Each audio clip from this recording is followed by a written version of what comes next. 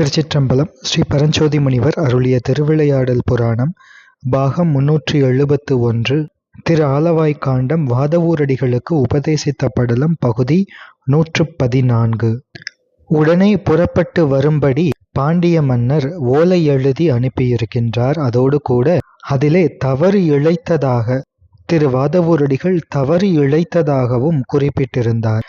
ஆனால் அந்த ஓலையை அரசாங்க அதிகாரி வாசிக்க அதை கேட்டருளிய ஸ்ரீமத் மாணிக்கவாசக சுவாமிகள், உமாதேவி பாகராகிய பரமசிவனுடைய அடியார்களே எம்மை அடிமையாக உடையவர்கள் அல்லாமல் எனக்கு தலைவன் அரிமர்தன பாண்டியர் என்றும் அவருக்கு நான் பிழை செய்தேன் என்றும் அவ்வாறு அரசன் சொன்னது ஏன் என்று திரு வாதவூரடிகள் திருவுள்ளத்திலே நினைக்கின்றார்.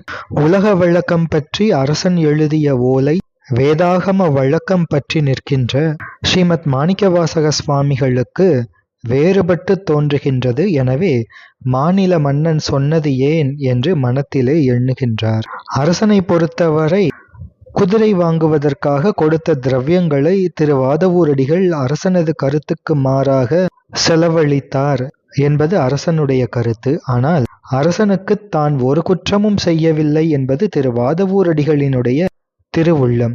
அப்படியென்றால் குதிரை வாங்குவதற்காக பாண்டிய மன்னர் கொடுத்த திரவியங்களை திரு வாதவூரடிகள் பாண்டிய மன்னரின் கருத்துக்கு மாறாக தம் பரமாச்சாரியாரிடம் ஒப்புவித்தது குற்றமாகாதா என்றால் ஆகாது. எவ்வாறு என்று அருளாளர்கள் உரையாசிரியர்கள் விளக்குகின்றார்கள். அரசன் பொருளை ஹரன் பணிக்கு ஸ்ரீமத் மாணிக்கவாசக சுவாமிகள் செலவிட்டது குற்றம் ஆகாது. இந்த திருச்சரிதத்தை கேட்பவர்கள் சிலரின் உள்ளத்திலே சில சந்தேகங்கள் எழலாம். குதிரை வாங்குவதற்காக ஒப்புவித்த பொருளை குதிரை வாங்காமல் சிவத்திருப்பணிக்கு சிவனடியார் திருப்பணிக்கு ஸ்ரீமத் மாணிக்கவாசக சுவாமிகள் செலவு செய்தது சரியா? குதிரை வாங்குவதற்காக அரசர் ஒப்புவித்த பொருளை அந்த உத்தேசத்திற்கு மாறாக செய்யலாமா? இது நம்பிக்கை துரோகமும் ஒப்புவித்த பொருளை அபகரித்தலும் என்று குற்றங்கள் ஆகாதா? பொருளுக்கு உடையவனாகிய எஜமானன் சொல்லுக்கு மாறாக அவருடைய பொருளை செலவு செய்து இப்படி செய்தல் தகுதியா சரியா என்று சிலர் கேட்கலாம். இதை ஸ்ரீமத் மாணிக்கவாசக சுவாமிகளின் திருச்சரிதத்தோடு சித்தாந்த அடிப்படையிலே சிந்தித்து பார்த்தோம் என்றால் இது சிறிதும் குற்றமாகாது என்பது விளங்கும். ஸ்ரீமத் மாணிக்கவாசக சுவாமிகளின் அந்த மெய்போத நிலைமையை முக்தி நிலைமையை பற்றி நாம் வெகு ஆழமாக இதற்கு முன் சிந்தித்தோம். ஸ்ரீமத் மாணிக்கவாசக சுவாமிகள் ஞான குருபரனால் ஆட்கொள்ளப்பட்ட பின் ஜீவபோதம் தத்போதம் முற்றிலும் இழந்து சிவபெருமான் திருவடியையே மனத்தில் கொண்டு அதிலே அழுந்தி சிவபோதமாய் நின்றார் என்று பார்த்தோம். அப்படி நின்ற நிலையில் அரசன் குதிரை வாங்குவதற்கு ஒப்புவித்த பொருளை திருப்பணியில் செலவிட்டார், தம் குருநாதரிடம் சமர்ப்பித்தார் என்றால் அது பக்தி மார்க்கத்தின் பால் பட்டது ஆகும். ஸ்ரீமத் மாணிக்கவாசக சுவாமிகள் அந்த சிவ நேச முதிர்ச்சியினால் சிவபக்தி முதிர்ச்சியினால் தத்போதம் இழந்து செய்த செயல் அது. மற்றபடி ஸ்ரீமத் மாணிக்கவாசக சுவாமிகளின் திருவுள்ளத்திலே வேறு எந்த தீமையான எண்ணமும் இருக்கவில்லை. எனவே இந்த செயலினால் ஸ்ரீமத் மாணிக்கவாசக சுவாமிகளுக்கு ஒரு குற்றமும் ஏற்படவில்லை. அதோடு மட்டுமல்ல, பாண்டிய மன்னன் கொடுத்த திரவியத்தை சிவ திருப்பணிக்கு செலவழித்தார் அல்லவா? அப்படி செலவழித்ததால் அந்த சிவ புண்ணியத்தின் பயன் என்பது அந்த பொருளுக்கு உடையவனாகிய பாண்டிய மன்னனிடத்திலே சென்று சேர்ந்தது. இதனை பின்னே திருவிளையாடல் புராணத்திலே ஸ்ரீ பரஞ்சோதி முனிவர் விளக்க இருக்கின்றார். மரத்தாறு கடந்த செங்கோல் வழுதி நின் பொருள்களெல்லாம் அறத்தாற்றின் ஈட்டப்பட்ட அணையவை புனிதமான திறத்தாலே நமக்கும் நம்மை சேர்ந்தவர் தமக்கும் ஆர்வம் உரத்தாவில் வாதவூரன் உதவினான் என்று பாண்டிய மன்னனினுடைய திரவியத்தை பொருளை சிவத்திருப்பணிக்கு திரு வாதவூரடிகள் அர்ப்பணித்த காரணத்தினால் வந்த சிவபுண்ணியத்தின் பயன் என்பது பொருளுக்கு உரிமையாளராகிய பாண்டிய மன்னனிடத்திலே சென்று சேர்ந்தது என்றால் பாண்டிய மன்னருக்கு சிவபுண்ணிய முதிர்ச்சி ஏற்படுவதற்கு திருவாதவூரடிகள் செய்த இந்த செயல் காரணமாக அமைந்தது. வேட்கை என்பால் வைத்து உனக்கு இம்மையொடு மறுமையும் தேடித்தந்த உத்தமன் என்று திருவிளையாடல் புராணத்திலே பின்னே வர இருக்கின்றது. அதாவது அன்பு முழுவதும் சிவபெருமானிடத்திலே வைத்து இவ்வாறு திருவாதவூரடிகள் செய்த செயல் என்பது பாண்டிய மன்னனுக்கு இம்மையோடும் மறுமைக்கும் நல்ல கதியை நல்ல பலனை தேடித்தந்தது. அவ்வாறு தேடித்தந்த உத்தமர் திருவாதவூரடிகள் பெருமான். அப்படி பாண்டிய மன்னரினுடைய பொருளை இவ்வாறு சிவபுண்ணியத்திலே செலவழிக்க ஆகமங்களிலே பிரஸ்தாபிக்கப்பட்டபடி சிவபுண்ணிய தெளிவு நூலிலே விளக்கப்பட்டபடி இந்த சிவபுண்ணியத்தின் பயன் என்பது அரிமர்தன பாண்டியன் முக்தி பெறுவதற்கு ஹேத்துவாக அமைந்து விடுகின்றது. அரிமர்தன பாண்டியனை முக்தி நெறியில் செலுத்துவதும் திருவாதவூரடிகள் பெருமானின் திரு அவதார நோக்கங்களிலே ஒன்று என்று நாம் ஏற்கனவே பார்த்தோம். பின்னாலே திருவாதவூரடிகளுக்கு தீங்கு செய்த பாண்டிய மன்னர் பின்பு திருந்திய போது, உண்மை அறிவு விளங்க பெற்ற போது, அந்த அரிமர்தன பாண்டியரே தன்னுடைய வாக்காக கூறும் பாடல்கள் இருக்கின்றன. அதிலே அரிமர்தன பாண்டியன் சொக்கநாத பெருமானை பார்த்து விண்ணப்பிக்கின்றார். பாதி உமை உருவான பரமேட்டி, எனக்கு இம்மை ஊதியமும் பரகதியும் உறுதியென விளைவிக்கும் நீதியினால் மந்திரியாய் நின் அருளாய் அவதரித்த வேதியரை அறியாதே வெறுத்து நான் ஒருத்தேனே என்று அரிமர்தன பாண்டியர் விண்ணப்பிக்கின்றார். பின்னே இந்த சரிதத்தின் பின்னே அதனை நாம் பார்க்க இருக்கின்றோம். பெருமானே, எனக்கு இம்மையிலே இந்த பிறவியிலே ஊதியமும் பரகதியான முக்தியும் உறுதி என்று விளைவிக்கக்கூடிய அந்த மந்திரி பெருமானை, திருவாதவூரடிகளை, பிராமணோத்தமரை நான் அறியாமல் வெறுத்து ஒருத்தேனே என்று பாண்டியரது திருவாக்காகவே பின்னே நாம் காண இருக்கின்றோம். அதோடு கூட ஸ்ரீமத் மாணிக்கவாசக சுவாமிகள் அப்போது இருந்த நிலைமையை பற்றி நாம் ஏற்கனவே பார்த்தோம்.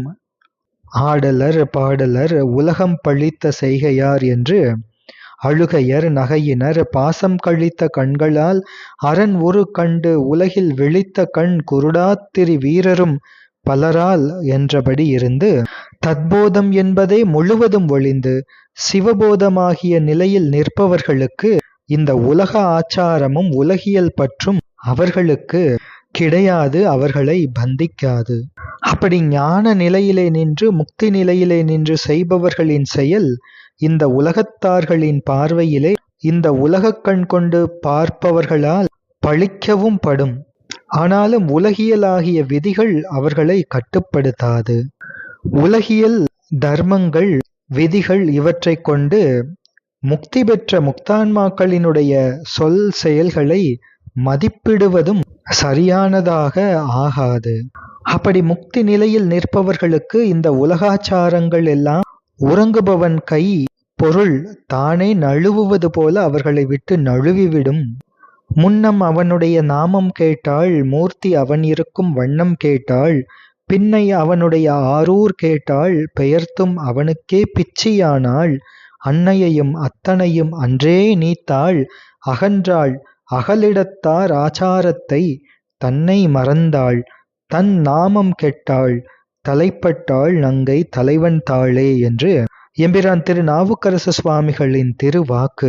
அவ்வாறு ஞானத்திலே கேட்டல், சிந்தித்தல், தெளிதல், நிஷ்டை கூடுதல் என்று ஞானத்தின் ஞானத்தையும் அடைந்து முக்தி நிலையையும் அடைந்தவர்கள் தம்முடைய நாமத்தை மறந்து விடுவார்கள், தம்மையே மறந்து விடுவார்கள், ஏன் அன்னையையும் அத்தனையும் மறந்து விடுவார்கள். இந்த உலகத்தார்களின் ஆச்சாரம் அது தானே இவர்களை விட்டு நழுவிவிடும் என்று பாடியருளுகின்றார். இறைவன் பாலே ஈடுபட்டு ஏகனாகி அறிவால் சிவமே ஆகி அவனே தானாகி நிற்கும் ஒரு ஆன்மா தன்னையும் உலகத்தையும் துறந்து அதனால் உலக ஆச்சாரத்தையும் மறந்து இறைவனார் திருப்பாதமே தலை கூடி நிற்கும் தன்மையை அடையும். எனவே அதன்படியும் திருவாதவூரடிகள் மெய்போத நிலையிலே நின்று தத்போதம் இழந்து சிவபோதத்திலே அடங்கி செய்த செயல் என்பது அவரை பந்திக்காது.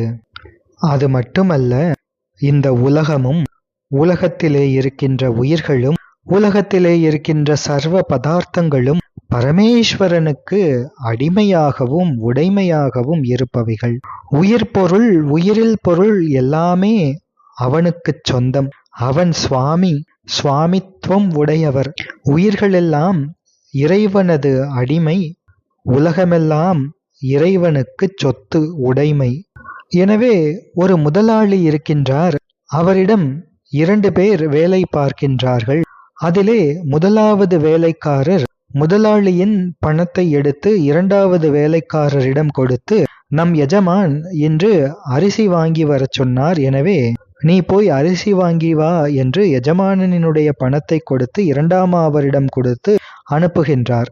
அந்த 2வது வேலையாள் வீதியிலே நடக்கும்போது எதிரிலே எஜமான் வருகின்றார்.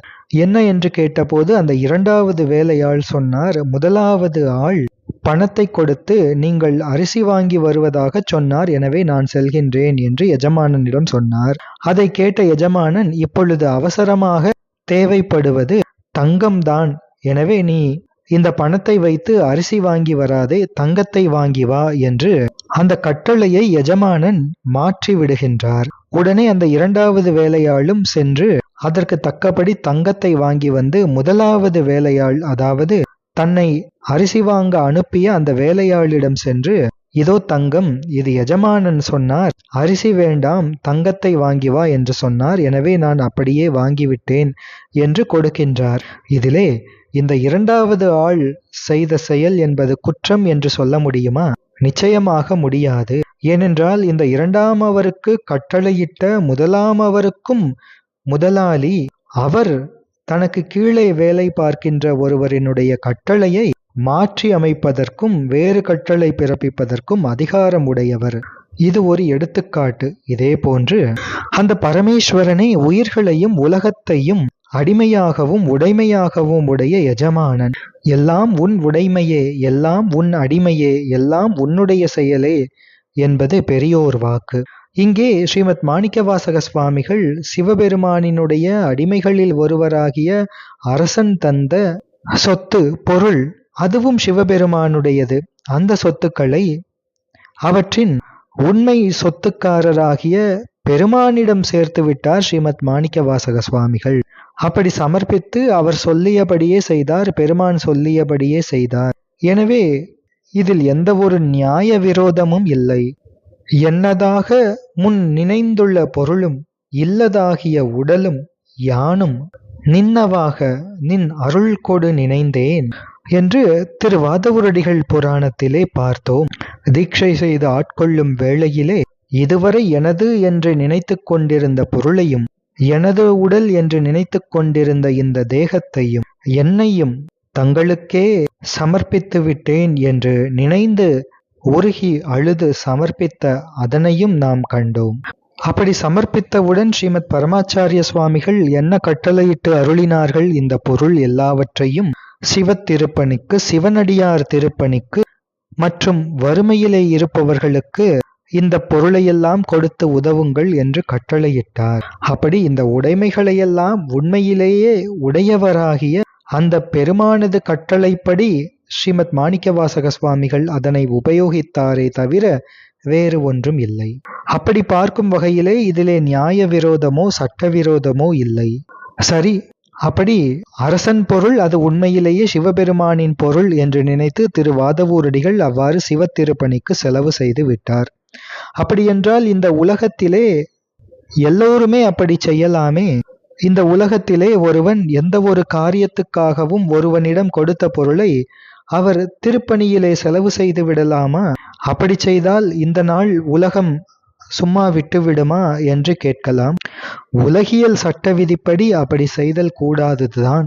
ஆனால் ஸ்ரீமத் மாணிக்கவாசக சுவாமிகள் நின்ற நிலைமை என்ன? தம்முடைய மந்திரி தொழில், தம்முடைய வஸ்திரங்கள், தம்முடைய ஆபரணங்கள், தம்முடைய உடம்பு, தம்முடைய உயிர், இவை எவற்றையுமே என்னுடையது என்று எண்ணி திருவாதவூரடிகள் இந்த செயலை செய்யவில்லை. இவை எல்லாவற்றையும் துறந்து, அந்த எண்ணத்தையும் துறந்து, அவை அனைத்தையும் சிவபெருமானுடையன என்று துணிந்து அந்த விதியின்படியே அர்ப்பணமும் செய்துவிட்டார்.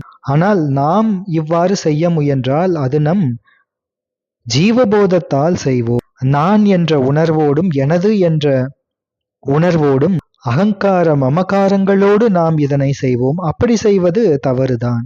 அதே நேரம் இந்த உலகில் யார் தம்முடைய உடைமைகளையும் தம்மையும் ஸ்ரீமத் மாணிக்கவாசக சுவாமிகள் போல சிவார்ப்பணமாக ஒப்பித்து விட்டார்களோ, நான் என்ற எண்ணமும் எனது என்ற எண்ணமும் முற்றிலுமாக அற்றுப்போய் விட்டார்களோ, அப்படியென்றால் அவர்களும் அவ்வாறு ஸ்ரீமத் மாணிக்கவாசக சுவாமிகளைப் போல செய்யலாமே அன்றி மற்றைய சாமானியர்களினுடைய நிலைமை அது அல்ல. அதோடு மட்டுமல்ல, தம்மை சிவார்ப்பணமாக ஒப்புவித்தவர்களுக்கும் கூட சிவபெருமானினுடைய ஆணை வேண்டும். அந்த நிலையில் சிவபெருமானின் ஆக்ஞையின்படி நடக்கக்கூடிய அவர்களினுடைய செயலெல்லாம் சிவபெருமானின் செயலே என்று ஆகிவிடுமே அன்றி தனக்கென்று தனிப்பட்ட எந்த ஒரு இச்சையும் கிரியையும் ஞானமும் இல்லாமல் சிவபெருமானின் இச்சை வழி தம்முடைய இச்சையும், சிவபெருமானின் ஞானத்திற்கு அடங்கிய ஞானமாக தம்முடைய ஞானமும், சிவபெருமானினுடைய கிரியையே தம்முடைய கிரியையாகவும் அவ்வாறு செய்து தத்போதம் இழந்து ஜீவபோதம் இழந்து சிவபோதத்தோடு செய்கின்றவர்களினுடைய செயல்களெல்லாம் சிவத்தினுடைய செயல்கள்தான். எனவே இந்த உலக வழக்கமெல்லாம் கடந்து, தத்துவங்களையெல்லாம் கடந்து தத்துவாதீதமாக ஆனந்த அதீதமாக நின்று சிவபோதத்தால் நிகழ்ந்த செயல்களை உலகியல் நீதிகளாலும் விதிகளாலும் வைத்து ஆராய முடியாது. அவ்வாறு பார்த்து உலகியல் விதிப்படி ஸ்ரீமத் மாணிக்கவாசக சுவாமிகளின் திருவரலாற்றை பார்த்து இடர்பட்டு மயங்கி சுவாமிகளிடம் பழி கூறி அபச்சாரப்படுகின்றார்கள் சிலர். ஏன் அந்த அரிமர்தன பாண்டியரும் கூட இறைவன் அருளே கண்ணாக காட்ட அந்த உண்மையை காண்பதற்கு முன் சுவாமிகளின் செயலை அரிமர்தன பாண்டியனாரும் உலகியல் விதியிலே வைத்துதானே பார்த்து அவருக்கு இனி தண்டனையும் கொடுக்கின்றார். அந்த தண்டனை கொடுக்கின்ற வரலாற்றை எல்லாம் நாம் பார்க்க இருக்கின்றோம். எனவே கண்ணுதலாரான சிவபெருமான் காட்டினால் அந்த அருள் கண் கொண்டு பார்க்கும்போது அந்த உண்மை விளங்கும். பேயால் பிடிக்கப்பட்ட ஒருவரின் செயல் என்பது அவருடைய செயலாக இல்லாமல் பேயுடைய செயல்களாக ஆவது போல, இங்கே சிவவியாபகத்தில் அழுந்தி தம் வசமின்றி நிற்கும் திரு வாதவூரடிகள் செயலெல்லாம் இறைவன் செயலே அன்றி ஸ்ரீமத் மாணிக்கவாசகர் சுவாமிகளின் செயல் அல்ல. அப்படி ஸ்ரீமத் மாணிக்கவாசக சுவாமிகள் சிவபோதத்திலே நின்ற நிலைமையினை நாம் முன்பு பல திருப்பாடல்களிலே பார்த்தோம். சரி, திரு வாதவூரடிகள் அந்த நிலையிலே அரசனது திரவியத்தை எல்லாம் சமர்ப்பித்தார். ஆனால் ஸ்ரீமத் பரமாச்சாரிய சுவாமிகள் அவர் இந்த பொருளையெல்லாம் ஏற்றுக்கொண்டாரே, அது குற்றமாகாதா என்றால் ஸ்ரீமத் பரமாச்சாரிய சுவாமிகளின் செயலும் குற்றமாகாது. ஏனென்றால் இந்த பொருளையெல்லாம் கவர்ந்து கொண்ட ஸ்ரீமத் பரமாச்சாரிய சுவாமிகள் சிவபெருமான் இந்த பொருள் மூலம் வருகின்ற சிவபுண்ணியம் அதனை அரிமர்தன பாண்டியனுக்கு சேர்ப்பித்து இந்த பொருள் மூலமாகவே அரிமர்தன பாண்டியனுக்கு முக்தி கொடுக்கின்றார். ஆன மந்திர கிளாறு பொருட்டு அன்றியும் வென்றி மீனவன் பிறப்பு அறுக்கவும் வார்களில் வீக்கி என்பது திருவிளையாடல் புராணத்திலே நாம் பார்க்கின்ற திருவாக்கு. சரி, இந்த சிவபெருமான் இவ்வாறு ஒரு பொருளை கவர்ந்து கொண்டுதான் அரிமர்தன பாண்டியனுக்கு முக்தி கொடுக்க வேண்டுமா? இந்த பொருளை கவராமல் முக்தி கொடுக்க மாட்டாரா சுவாமி? அப்படி பொருளை எடுத்துக்கொண்டு முக்தி கொடுக்காமல் பொருளை எடுக்காமலே முக்தி கொடுத்தால் என்ன இழுக்கு வந்துவிடும் என்றால், இந்த பொருளை எடுத்துக்கொண்டு அதனை இவ்வாறு சிவபுண்ணிய செயலிலே செலுத்தி இவ்வாறெல்லாம் செய்வது அரிமர்தன பாண்டியனுக்கு பக்குவத்தை முதிர்விப்பதற்காகத்தான். ஏனென்றால் பக்குவம் பெற்ற உயிர்களுக்கே ஞானமும் முக்தியும். அவ்வாறு பாண்டிய மன்னன் மேல் கருணை கொண்டு இந்த பொருளை எடுத்துக்கொண்டு அதனை பாண்டியன் கருத்துக்கு மாறாக குதிரை வாங்காமல் சிவபுண்ணியத்திலே செலவழித்து அதன் மூலம் பாண்டிய மன்னனுக்கு பின் வரும் வரலாற்றிலே பக்குவத்தை முதிர்வித்து அதனை ஒரு வியாஜமாக வைத்து முக்தி அருளுகின்றார் எம்பெருமான். அதோடு அரிமர்தன பாண்டியனின் பொருளை அவனுக்கு தெரியாமல் இவ்வாறு கவர்ந்து கொண்டு அருளியதும் கூட பாண்டிய மன்னன் மேல் வைத்த கருணையே தவிர வேறு ஒன்றும் இல்லை. எம்பெருமான் அந்த சிவ பரம்பொருள் கருணை பற்றி செய்யும் செயல்கள், சில செயல்கள் அகிதம் போல தோன்றினாலும் அது ஹிதமே ஆகும். மருளினை அருளால் வாட்டி மண்ணுயிர்க்கு அளிப்பன் கண்கட் இருளினை ஒளியா ஓட்டும் இரவியைப் போல ஈசன் என்பது திருவாக்கு. ஸ்ரீமத் சுந்தரமூர்த்தி சுவாமிகளை தடுத்து ஆட்கொண்டு அருளும் வேளையிலே சிவபெருமான் அங்கே திருமணத்தை தடுத்து நிறுத்திய செயல் அது அஹிதம் போல தோன்றினாலும் அது ஹிதமாகவே முடிந்தது என்று பார்க்கின்றோம். இதே போன்றுதான் பெரிய புராணத்திலே நாயன்மார்களின் அருள் வரலாற்றிலே நாயன்மார்களினுடைய செயல்கள் எல்லாம் அவ்வாறு அவர்கள் சிவபோதத்திலே நின்று செய்த செயல்கள், எனவே அவை சிவபெருமானினுடைய செயல்களே ஆக அமைந்தன என்று பார்த்தோம். பார்த்திடில் எல்லாம் பரிவே ஆகும் என்பது சிவஞான சித்தியார். நிக்கிரகங்கள் தானும் நேசத்தால் ஈசன் செய்வது அக்கிரமத்தால் குற்றம் அடித்து தீர்த்து அச்சம் பண்ணி இக்கிரமத்தினாலே ஈண்டு அறம் இயற்றிடன்பன் எக்கிரமத்தினாலும் இறை செயல் அருளே என்றும் பார்த்திடின் அருளே எல்லாம் என்றும் சிவஞான சித்தியார் திருவாக்கு. எனவே அந்த சிவபரம்பொருளின் செயலுக்கு, இறைவனாரின் செயலுக்கு வேறு ஒரு காரணமும் கூறக்கூடாது. அவரினுடைய செயல்களுக்கெல்லாம் காரணம் அவர் ஆன்மாக்களின் மேல் வைத்த கருணையே, அருளே. அருளைத் தவிர சிவத்தின் செயல்களுக்கு வேறு காரணம் கூறக்கூடாது என்பது சித்தாந்த முடிவு என்று இவ்வாறு திருவாதவூரடிகள் ஸ்ரீமத் மாணிக்கவாசக சுவாமிகளின் உள்ளத்திலே தாம் ஒரு பிழையும் செய்யவில்லை என்று எண்ணியதற்கான அந்த காரணம் அரசன் பொருளை ஹரன் திருப்பணிக்கு, சிவ திருப்பணிக்கு செலவழித்தார் என்பது சரியா என்பது பற்றிய விளக்கங்களை எல்லாம் இவ்வாறு உரையாசிரியர்களும் அருளாளர்களும் நமக்கு எடுத்துக்காட்டி நமக்கு பேர் உபகாரம் செய்திருக்கின்றார்கள். தொடர்ந்து சிந்திப்போம். திருச்சிற்றம்பலம்.